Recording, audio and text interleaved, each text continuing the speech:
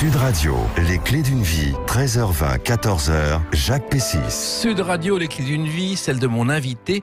La musique de chambre a été pour vous celle des chambres d'hôtel. Au cours de voyages qui ont formé votre jeunesse, votre retour, c'est celui de l'ex-enfant prodige. Bonjour Thibaut Cauvin.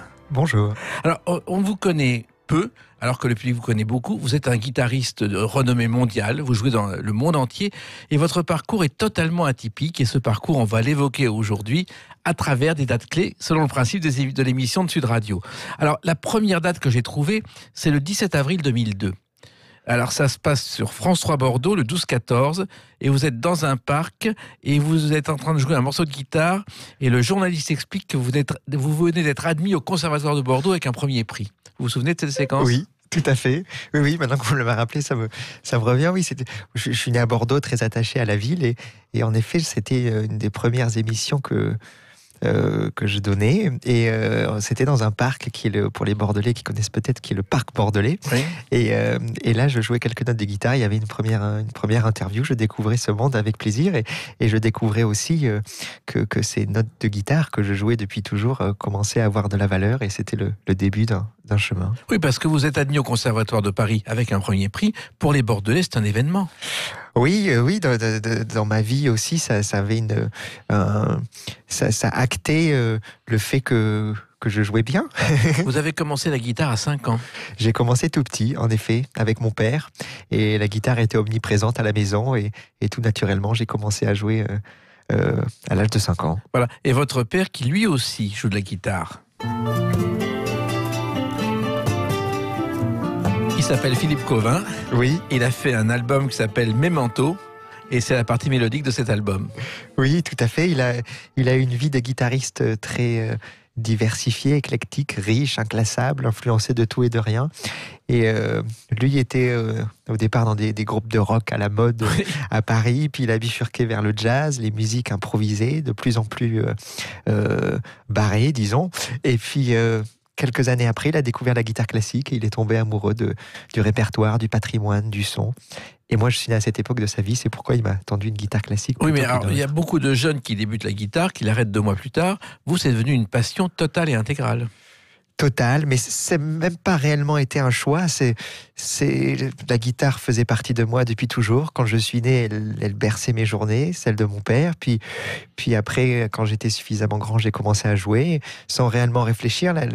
La musique était tellement omniprésente à la maison que je pensais que c'était pareil partout, que tout le monde était musicien, que tout le monde était guitariste. Et j'ai vraiment eu cette approche parfaitement naturelle. Vous faites le cycle musique-études, comme beaucoup d'artistes. Vous vous retrouvez au conservatoire avec un professeur qui s'appelle Olivier Chassin, qui va vraiment croire en vous. Oui, qui m'a énormément apporté, et qui avait une vision très différente de celle de mon père.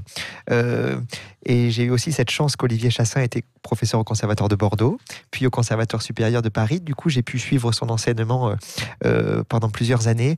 Et il avait une vision très savante, très intellectuelle de la musique, avec une culture infinie. Et mon père, lui, m'apportait plutôt une approche très physique, du cœur, créative, délirante. Et ces deux écoles étaient, je crois, très complémentaires. Voilà. Alors, il faut savoir qu'Olivier Chassin, c'était un élève d'un grand maître de la musique, de la guitare, Alexandre Lagoya, que j'ai connu. C'était un personnage extraordinaire. Vous dîniez avec lui, vous étiez 9. On prenait tous 9 pizzas énormes et 9 cafés liégeois, et il finissait tout.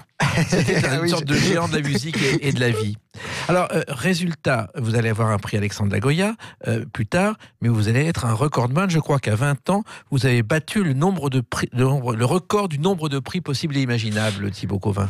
Oui, après, je ne sais pas si ça a grand sens, surtout, voilà. Mais 36 prix avant 20 ans, 36 premiers prix, c'est quand même pas si fréquent. Oui, c'est vrai que c'est un petit record, et qui, je crois, n'a pas encore été dépassé. Mais voilà, moi, j'ai été pris de passion pour ça, ce monde. Il se trouve que dans la vie d'un musicien classique, quand on veut faire carrière, se faire connaître, c'est un tremplin un peu obligé. Les concours internationaux, comme des compétitions de sport, on va de ville en ville, des grandes capitales du monde, et on rivalise avec amitié, mais avec l'élite des jeunes guitaristes du monde. Et ça plaît pas à tous, mais c'est un tremplin voilà, un peu inévitable. Et moi, j'ai eu cette chance de vivre ça très, très jeune. naïvement, et ça m'a passionné. J'ai aimé la dimension un peu sportive de tout ça, et voilà, j'avais l'impression d'être un petit Federer, et j'allais un jour à Lisbonne, à Vienne, à Londres, et je jouais du mieux que je pouvais. C'était à la fois très marrant, mais aussi extrêmement enrichissant, parce que ça a habitué à toujours repousser ses limites, à jouer de mieux en mieux. Tout ce qui semblait rêver devenait réel. Et c'était voilà. Vous étiez dans le monde entier, vous passez d'une chambre d'hôtel à l'autre, vous êtes sur scène, et ça veut dire des heures de guitare par jour. Ah oui, toute la journée. Oui, adolescent, je travaillais 8, 9, 10 heures par jour toute la journée. J'ai même des souvenirs d'enfants quand j'étais au lycée. J'avais un petit Xiao comme un petit scooter, et à la récréation, ça n'avait pas de sens, mais je quittais la classe, je partais en courant sur mon Xiao, j'allais faire 4 minutes de guitare et puis je retournais au cours d'après. Voilà, j'avais l'impression que chaque minute que je passais avec l'instrument était une belle minute gagnée. Voilà. C'est comme ça que vous êtes devenu un adolescent prodige et maintenant un adulte prodige. On en parle dans quelques instants à travers une autre date, le 18 octobre 2012. A tout de suite sur Sud Radio avec Thibaut Cauvin. Sud Radio, les clés d'une vie, 13h20, 14h, Jacques Pessis. Coucou Marco, ça va? Au top, cette année. Sud Radio, les clés d'une vie, 13h20, 14h, Jacques Pessis. Sud Radio, les clés d'une vie, celle de Thibaut Cauvin, guitariste prodige, 36 prix avant l'âge de 20 ans et une longue carrière depuis, avec une date 18 octobre 2012. C'est la sortie d'un album qui rend hommage aux villes qui ont marqué votre jeune carrière, et ça s'appelle Cities.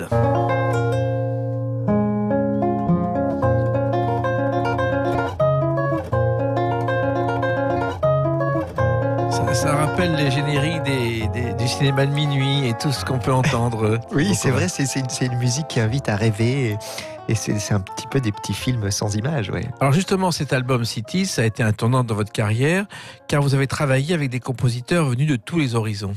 Oui, le voyage fait partie de ma vie aussi depuis toujours, et j'ai eu cette chance de voir le monde, de jouer aux quatre coins du globe, et d'écouter des musiques, de rencontrer des cultures et de rencontrer des compositeurs. Et je suis très attaché à faire écrire de la nouvelle musique. J'aime le patrimoine que nous avons, du répertoire, mais je pense que la guitare classique est aussi un instrument d'aujourd'hui, et qu'elle a une vraie valeur. Et donc j'aime solliciter des compositeurs, collaborer avec eux et faire écrire de la musique de maintenant. Oui, ce qui est assez rare en général quand on joue dans l'instrument, le violon, le piano ou autre, on prend des classiques et pas d'autre chose. Oui, tout à fait. Mais l'instrument, la guitare classique est un instrument finalement assez jeune dans le monde de la musique classique par rapport à d'autres.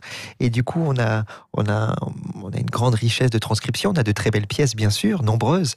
Mais on a aussi cette force, en tout cas moi celle que je revendique, d'être décliné, d'avoir pour cousin le guitariste électrique, le guitariste de jazz manouche, de flamenco.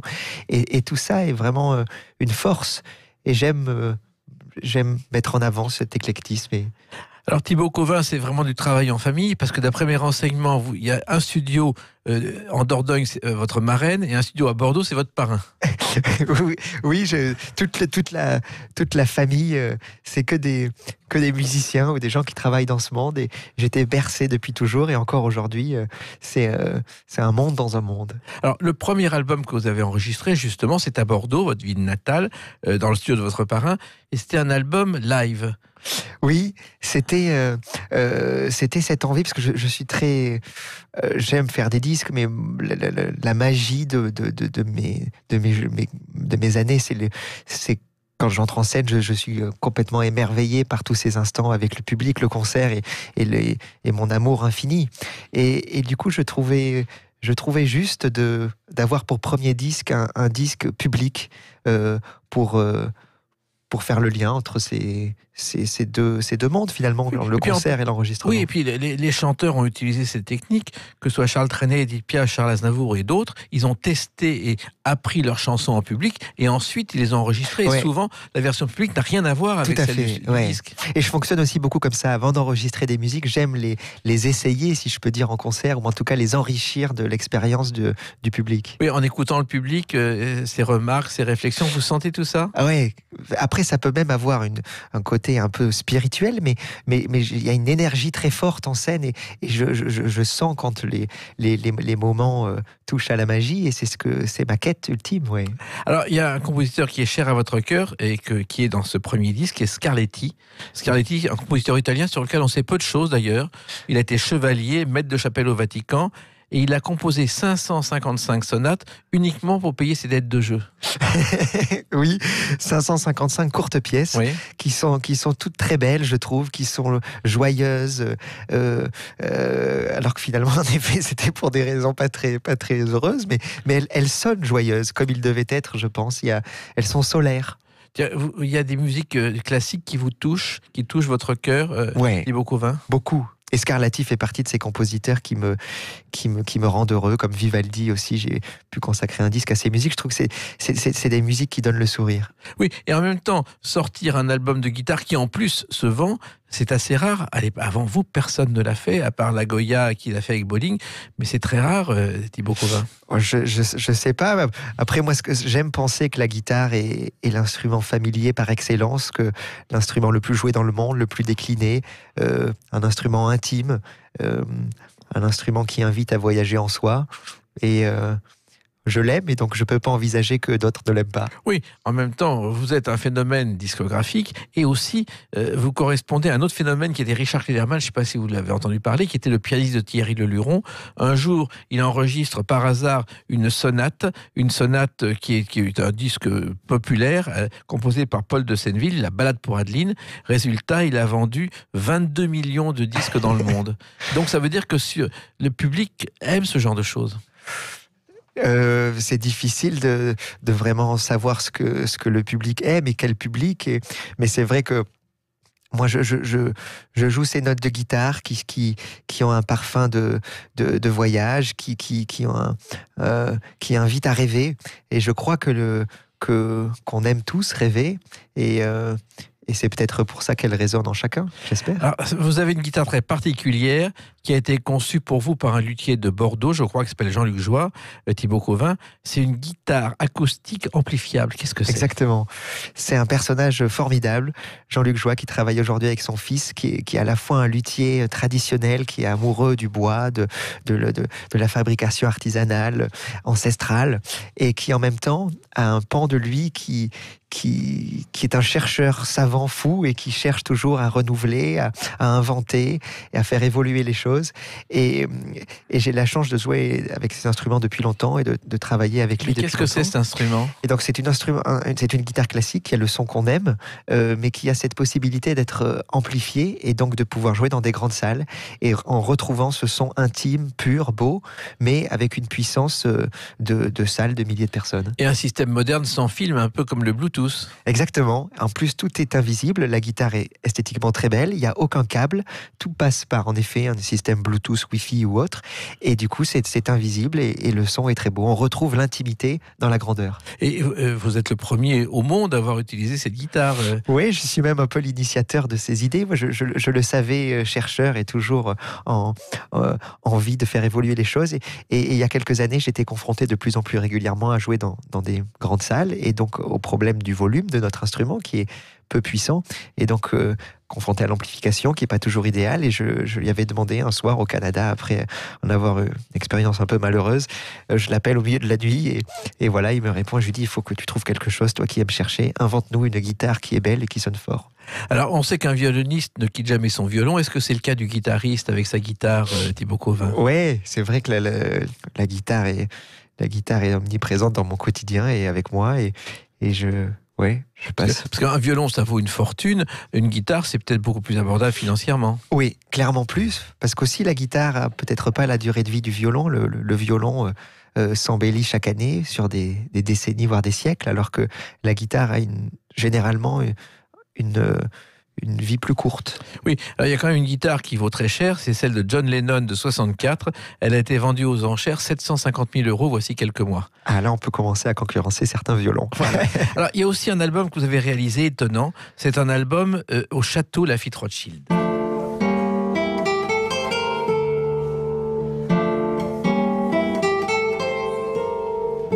Vous avez décidé un jour d'aller dans ce château, dans ces vignobles, pour que le son soit excellent et pour enregistrer un album? Expliquez-moi, Thibaut Covin.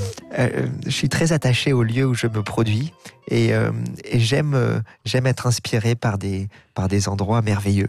Et aussi ce disque, autour des compositions d'Isaac Albéniz, j'avais fait un très gros travail autour du son, essayer d'avoir une âme dans chacune des notes que je jouais, et je rêvais d'un lieu dont l'acoustique naturelle soit porteuse et idéale pour que ma guitare y chante et que ce disque y fasse sens. Et donc je suis parti en quête d'un endroit avec une acoustique comme ça, un peu comme une chasse au trésor.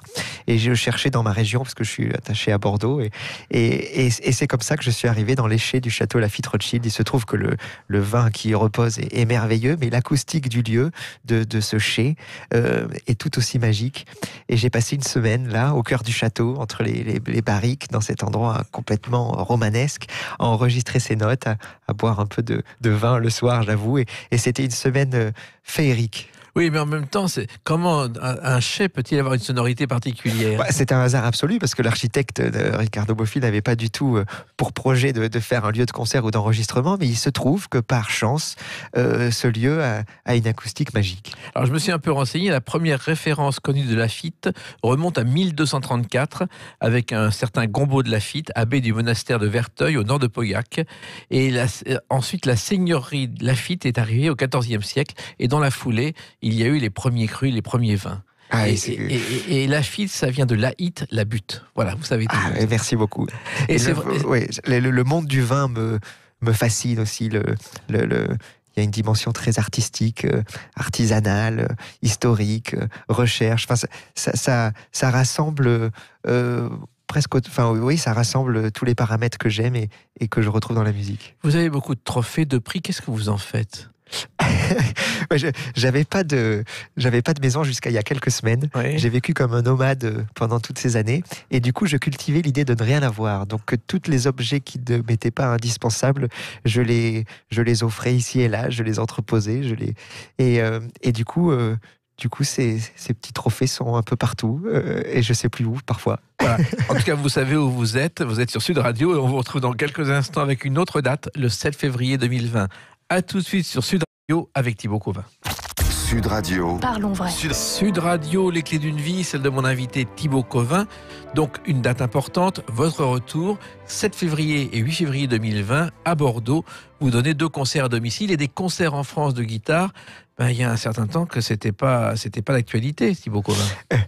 Oui, après moi c'est vrai que après avoir passé ces concours plus jeune, j'ai eu la chance d'avoir des concerts qui se multipliaient au bout du monde. Pendant 10 ans, je crois. Ouais, et ça m'a passionné.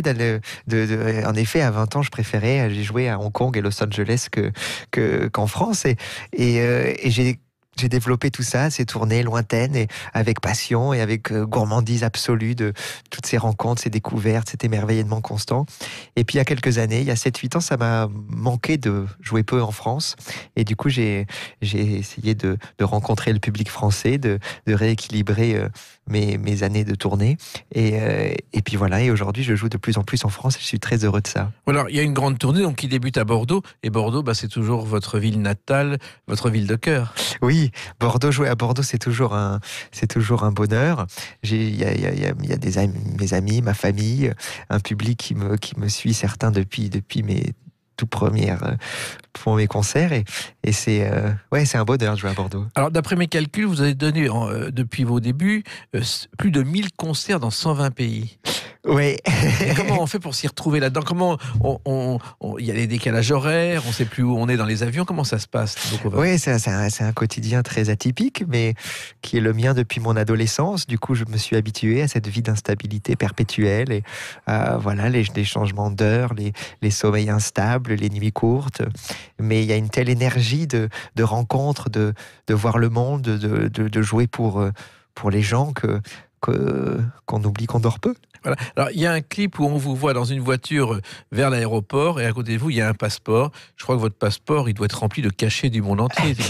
Oui, ils sont vite pleins. Oui. Et j'avoue ne pas les rendre. Normalement, on doit les rendre quand ils sont pleins pour en pouvoir un nouveau. Et j'avoue les conserver pour avoir une petite collection. Vous avez joué au Carnegie Hall de New York, ce qui n'est pas courant chez les Français. Oui, j'ai eu cet honneur, oui. Il y a eu Chili, Moscou, Pékin. Oui, j'ai joué plusieurs fois à Pékin, j'y étais encore il y a quelques jours. Et la Chine est un pays qui me fascine, pour plein de raisons. Et y jouer est très agréable. Le public est curieux et les salles sont de plus en plus belles. Aujourd'hui, j'ai fait une tournée il y a quelques mois là-bas et c'est des salles absolument futuristes avec des techniciens qui sont aujourd'hui d'une grande compétence et un public de plus en plus curieux. Et un public très nombreux. Ce Ouais. sont des salles immenses. On n'imagine pas en France que ça peut donner. Il y a 3 000 à 4 000 personnes à chaque fois. Oui, c'est des expériences formidables et j'y vais presque tous les ans depuis une dizaine d'années maintenant et c'est vrai que c'est des rendez-vous qui me sont chers. Avec un public qui n'est jamais le même, et vous arrive même en cours de concert, je crois, Thibaut Cauvin, de changer le programme. Oui, c'est vrai que je suis attaché à l'instant et je cultive ça, être dans le moment et du coup... Parfois, on nous demande d'envoyer des programmes 1 an à l'avance et j'ai beaucoup de mal à savoir ce que je vais jouer dans 1 an, dans un endroit, avec un état, un public, une salle. Donc j'aime faire ça un peu à l'instinct. Oui, mais à l'instinct, vous pouvez changer un morceau en plein concert ? Oui, ça m'arrive. Ça doit être la pagaille dans les coulisses à ce moment-là, mais ça marche quand même. Alors, il y a eu un concert qui vous a marqué aussi, c'est en Géorgie, je crois. Oui.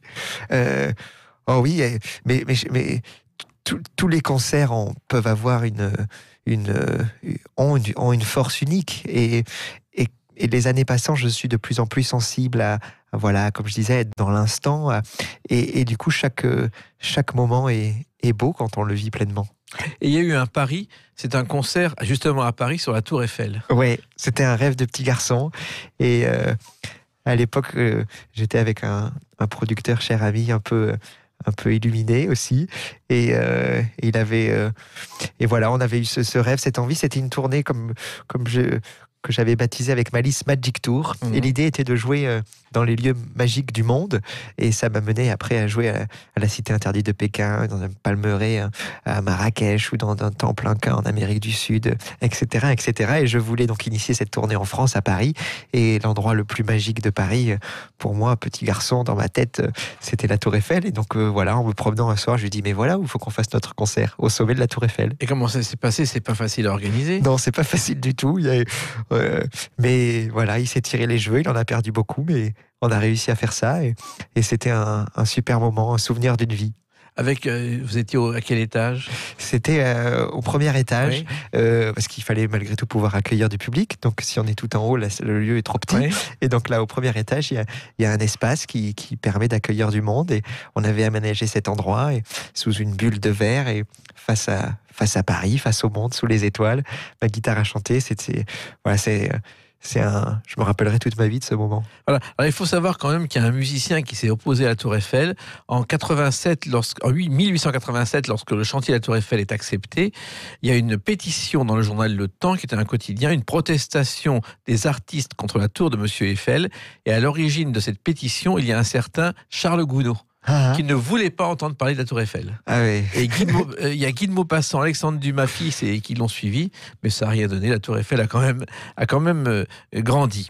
Alors, il y a aussi un autre album qui est sorti l'année dernière, un album étonnant parce que vous êtes accompagné par Mathieu Chédid. Flot de l'âme qui m'entraîne, qui vient, qui part, qui partirait bien loin de la scène. Alors ça s'appelle Cities 2, ça s'appelle Flot de l'âme Cap Ferret. Et comment Mathieu Chédid s'est-il retrouvé à vos côtés pour chanter et écrire une chanson avec vous, Thibaut Cauvin ? L'idée de ce disque était la continuité du disque Cities 1, sorti quelques années plus tôt, de manière plus intime. Et là, j'avais envie de retrouver ce projet qui est ma vie, qui est le voyage. Le concept étant que chacune des musiques raconte un coin du monde qui m'a marqué, qui m'a touché. J'ai choisi 12 villes du monde pour les raconter avec des compositeurs. Et j'avais envie d'aller plus loin que sur le Cities 1 où j'étais en solo. Là, l'idée était de m'associer avec des compositeurs, mais aussi avec des musiciens et issus des villes ou attachés aux villes. Il peut y avoir par exemple, Balaké Sissoko, ce joueur de kora avec qui on rencontre Bamako. Il y a tristement disparu, Didier Locoud, le dernier enregistrement qu'il a donné. Ensemble, on raconte Budapest. Oui. Et parmi tous ces invités qui sont issus de différents mondes musicaux, il y a des musiciens classiques, de jazz. J'avais vraiment cette envie de rassembler. Et il y a aussi Mathieu Chédid. Et pourquoi Mathieu Chédid ? Parce que je suis attaché à sa musique depuis adolescent. Je suis attaché au monde qu'il crée. Je suis attaché à sa guitare, à sa voix un peu au perché qui fait penser aux musiques de mon père plus jeune. Et puis voilà. Aujourd'hui, on est amis. J'ai pu jouer avec lui il y a quelques jours à Bordeaux à l'Arena. C'était une expérience un peu unique aussi pour moi de jouer dans des salles pop comme celle-ci. Et c'était une très belle aventure, ce morceau. On a mêlé nos mondes qui peuvent paraître opposés, mais on a essayé ensemble d'en faire qu'un et de créer ce petit conte qui raconte cet endroit que j'aime tant, qui est le Cap Ferré à côté de Bordeaux. Voilà, vous avez lancé une sorte de bouteille à la mer, ce qui est normal près du Cap Ferré. Il a répondu immédiatement, Mathieu Chédid. Oui, j'étais très touché de ça. Quelques heures après, il est avec un enthousiasme et un côté enfantin que je peux avoir aussi. On est partis tous les deux avec cette envie de mêler nos mondes, nos guitares et de faire un petit bijou. Et il y a un clip qui existe où on voit tous les deux faire du surf, qui est votre seconde passion, je crois, depuis toujours. Oui, je suis passionné par le surf. C'est une passion totale, on pourrait en parler des heures.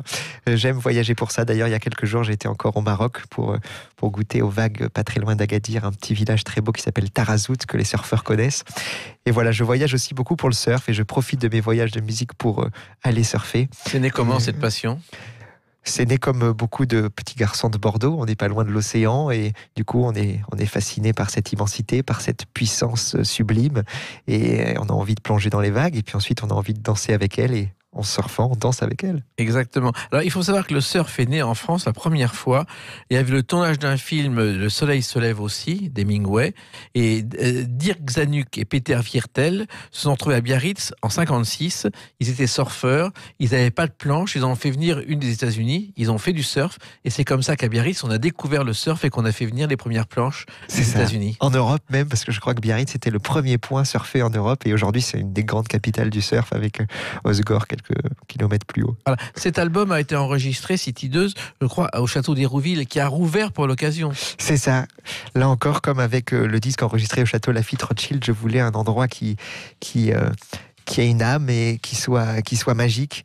Et ce disque qui rassemblait toutes les musiques, qui avait un côté universel, j'ai voulu un lieu qui a abrité l'enregistrement de musique aussi diversifiée que celle de David Bowie, des musiques de films aussi. Mick Jagger oui, il y a eu une quantité incroyable de sublimes albums qui ont été enregistrés là-bas. Puis ce château est tombé à l'abandon pendant près de 20 ans. Et voilà, et je me suis dit, ça serait une belle folie que d'y retourner, d'y enregistrer. D'autant que le château est en travaux depuis un moment maintenant, il va réouvrir sous peu. Et donc voilà, c'est le premier disque de la nouvelle ère du château. Et c'était un honneur. Alors, la tournée donc se passe à Bordeaux le 7 et le 8 février. Il y a aussi Alençon le 12 janvier, dans quelques jours. Nanterre le 6 février. Et ensuite, une tournée avec l'Orchestre National des Pays de la Loire. Oui. Ça, c'est aussi un rêve de travailler avec des orchestres pour vous. Oui, j'ai ce bonheur de jouer parfois avec de grands orchestres. Notamment, on a une œuvre célèbre qui s'appelle le Concerto d'Aranjuez de Joaquim Rodrigo, qui est une très belle composition.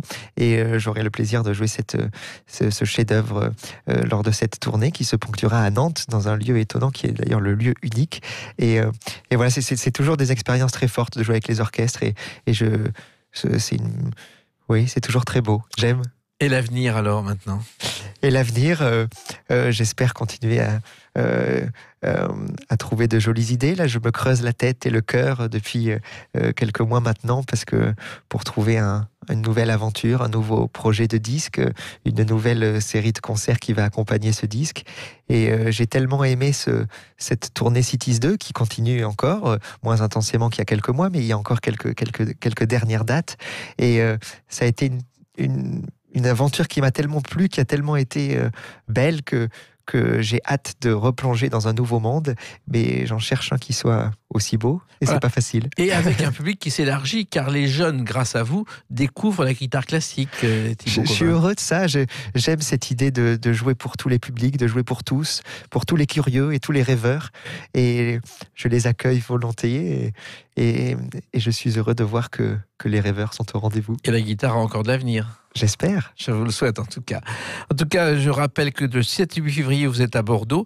Sinon, les autres dates sont sur le site internet, je crois que sur votre site. Oui. Et puis, merci de défendre la guitare, la France dans le monde entier. Et puis, vous êtes toujours le bienvenu sur Sud Radio avec de bonnes notes, des notes de joie. Merci beaucoup. Dans quelques instants, on retrouve Brigitte Lahaye et nous, on va se retrouver bien sûr demain pour d'autres clés d'une vie. Journée, merci, à demain. Sud Radio, les clés d'une vie, 13h20, 14h, Jacques Pessis.